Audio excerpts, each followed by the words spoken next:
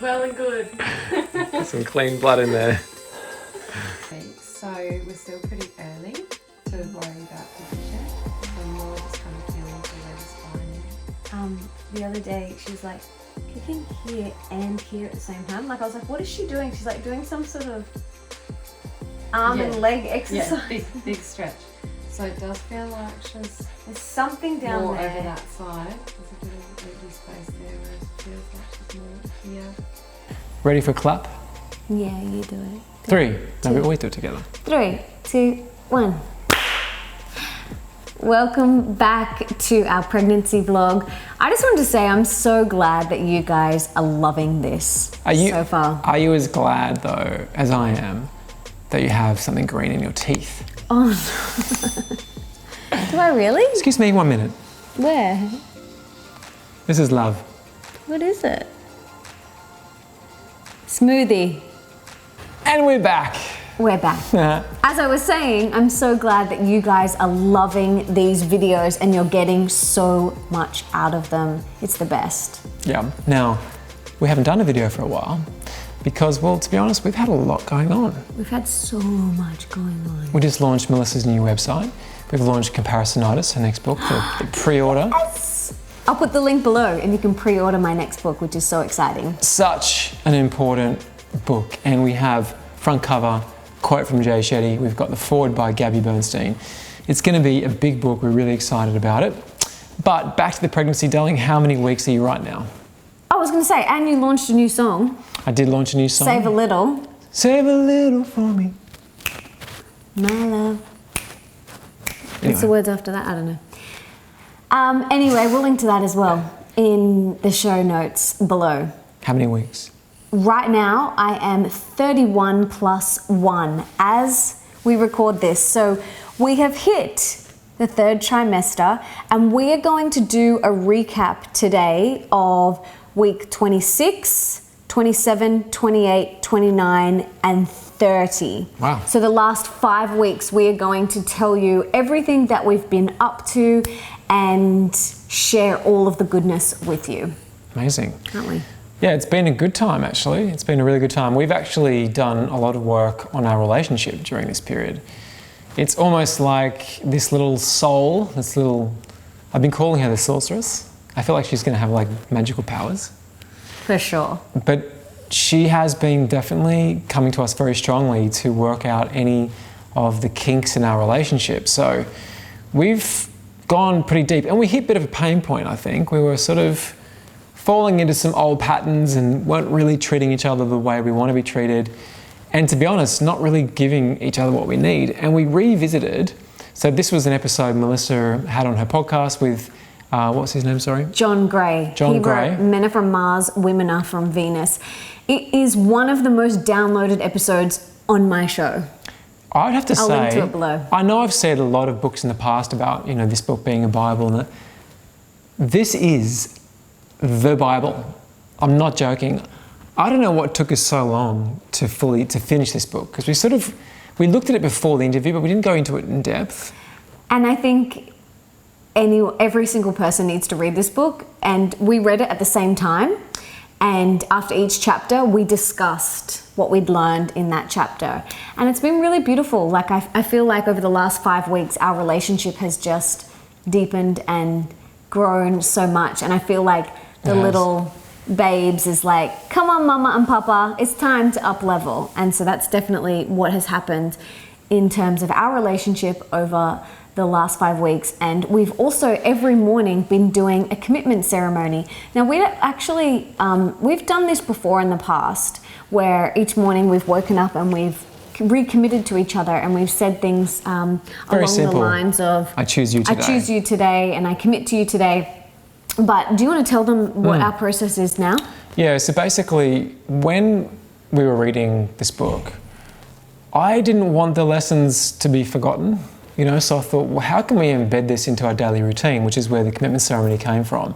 And you're basically committing to the core foundational lessons or principles of the book each morning, sort of. I mean, I'm making it up. So we sort of have done it together now. We've got this little groove going. And basically the first thing we say is, I appreciate you for, which is not in the book. I just think it's really nice to do that. And so you might just say, I really appreciate you for the way that you are educating yourself so much on this pregnancy and doing so much to make sure that little baby girl is delivered in the most beautiful way possible. And then we move into, today I choose you, I commit to. And basically, from the masculine perspective, you are committing to listening, right? Listening and validating, because what happens with the masculine is we tend to, as Martians, we listen and we think it needs to be fixed. So we go into Mr. Fix-It mode. And I've been doing this so badly for so long. I try and fix everything, right? And it is so profound when you simply just listen. Revolutionary, guys. Revolutionary. And of course, it's not just like sitting there mute. The important thing is you have to validate. Validate her feelings. Women want to feel validated. Really, really important, okay? And they want to feel loved and they want to feel cherished. So that is something which I've been doing, and from this way in our relationship, it's completely transformed so much. And then Melissa will, actually I'll go through mine, so I'll say, I commit today to listening, being a great listener, to not trying to fix things, to just hearing you, to making sure you feel validated. And cherished, you always say cherished. And cherished. And then I ask, how can I make you feel more cherished today?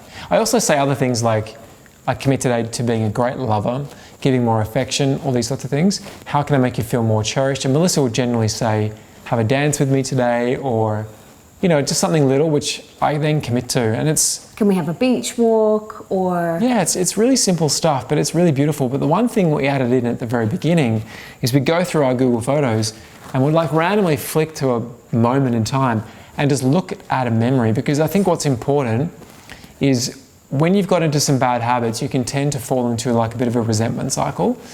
But when you look at these moments, these memories, you remember all transformed back. Yeah, all these beautiful things you've experienced together. So we start with that before the commitment ceremony. So Melissa will do the same thing, but instead you would say, I commit to not giving unsolicited advice. Thank goodness. Because according to Men Are From Mars, Women Are From Venus, he talks about how women put on the home improvement, want to improve our men a lot of the time, and so we give unsolicited advice. And a lot of women mother their partners, and that is like the biggest turn off ever. So I commit to not giving unsolicited advice, to allowing you to be your own sovereign being, and to not mothering you. And then I do the similar sort of thing. How can I make you feel more supported and loved and cherished and appreciated and respected today? And Nick will say something, and I love choosing the memory. It's really beautiful. It takes us back, and then we have a chat about it. It's really beautiful.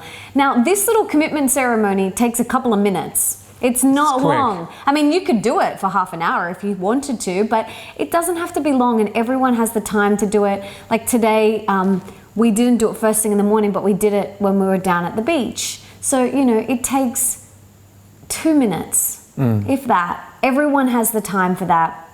You can do it whilst you're eating breakfast together or whatever. But that is what we've been doing in terms of upgrading our relationship. And I feel like when you are pregnant, when you are about to birth this beautiful little baby into the world, they are calling you to rise.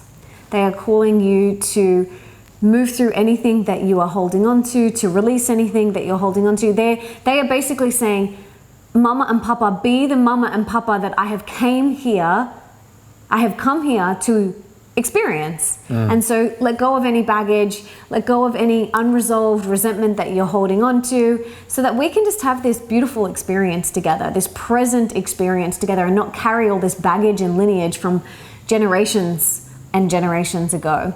So that has been really exciting, and it's been really beautiful for our relationship. I think it's actually given us one of the happiest periods in our relationship. It's that powerful. And as a man, to not be told to, don't forget to get this, or did you do this, or did you do that?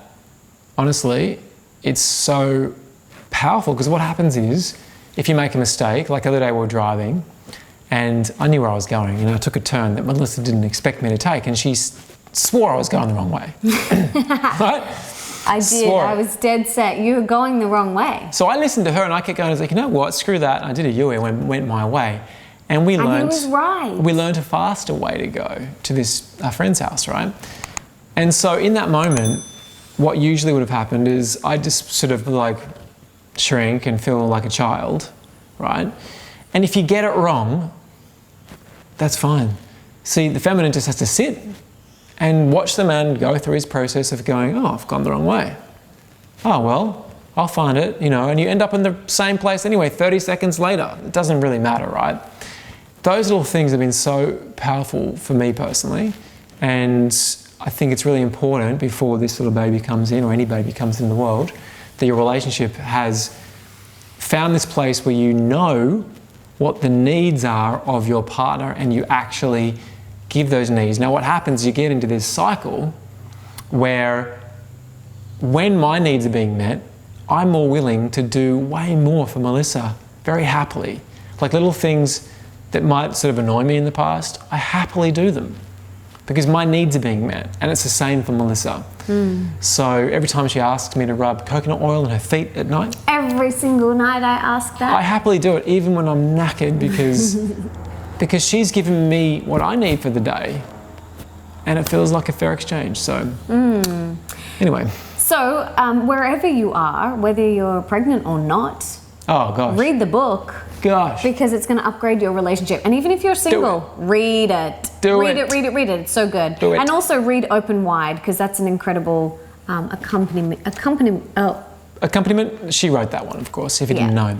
So we're going to go through these weeks and we're actually, because we've gone on to a tangent and that was really important, but we're going to power through these. So Melissa, kick us off with the next point. Okay, so I just wanted to tell you that there's a fly buzzing around. Over the last 5 weeks, I've continued to do my acupuncture, my chiro, my osteo, and I saw a physio for the first time and got an exam on my pelvic floor, which was very interesting. So she gave me some pelvic floor exercises to do. I've got to do them each day, which I do. And then my next session, Nick is actually coming in with me and she is going to teach Nick how to do the perineal massage and stretching.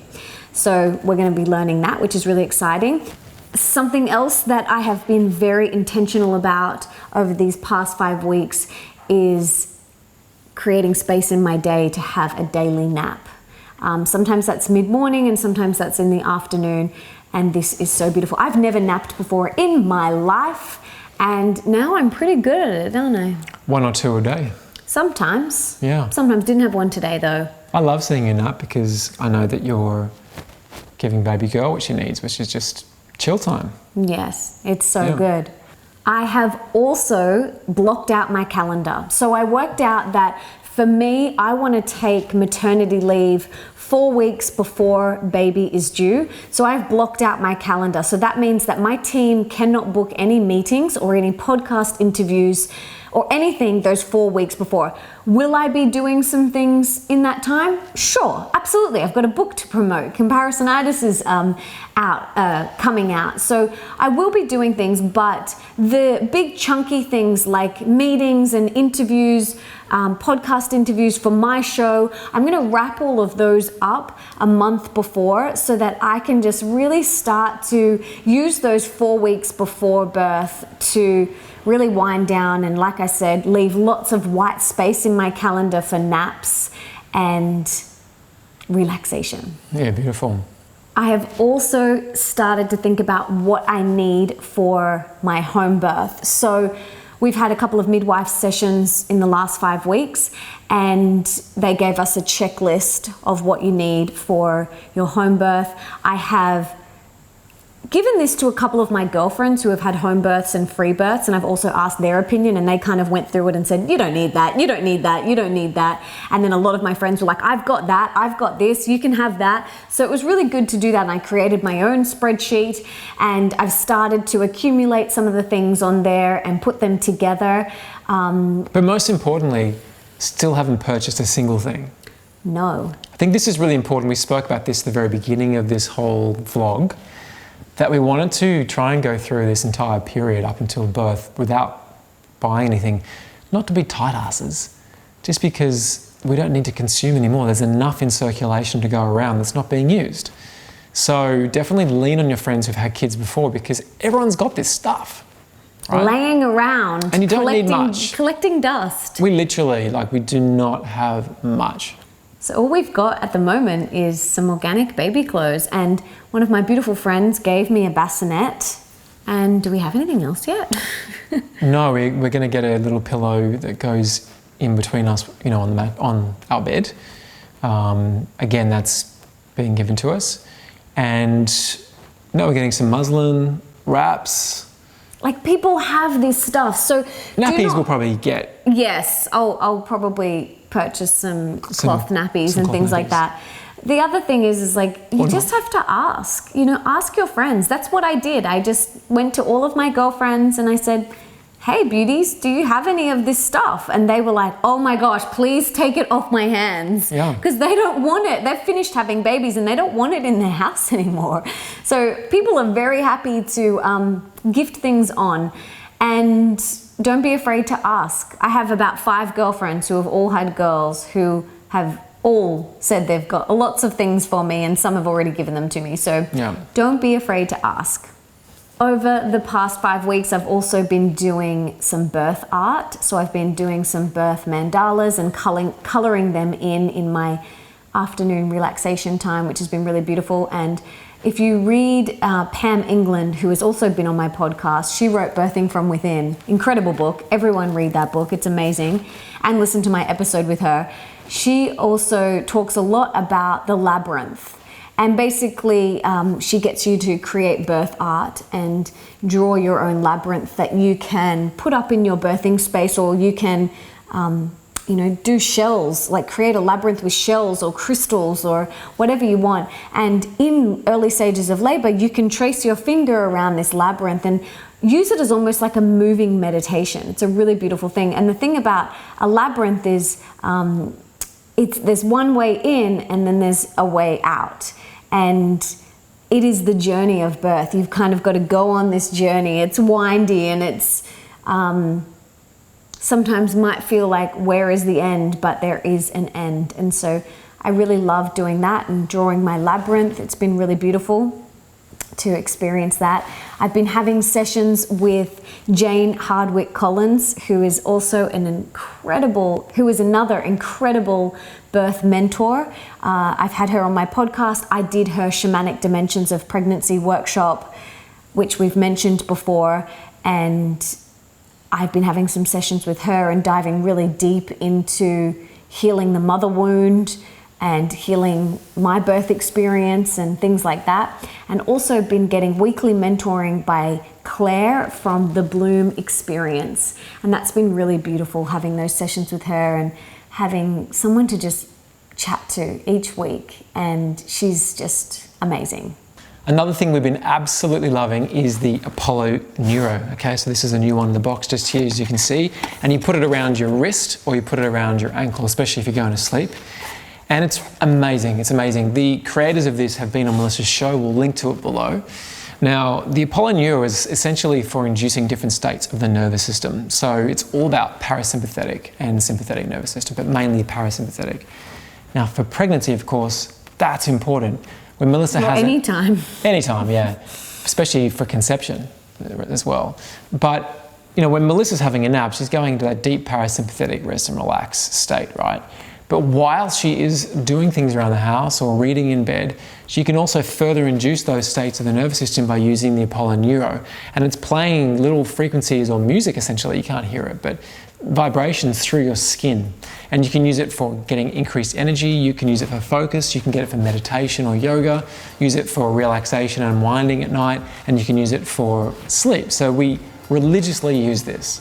You can also use it for energy, boosting energy and things like that, which is not what I use it for. Like I put it on, my favorite settings are the meditation and mindfulness setting and then the sleep and rest setting. So during the day, I put it on the meditation and mindfulness or the sleep and rest. So whilst I'm working on my laptop, I've got it on the sleep and rest one. There's also, because that just helps calm the nervous system. Yeah, there's also the relax and unwind setting, which I love. And that's kind of like making dinner, eating dinner.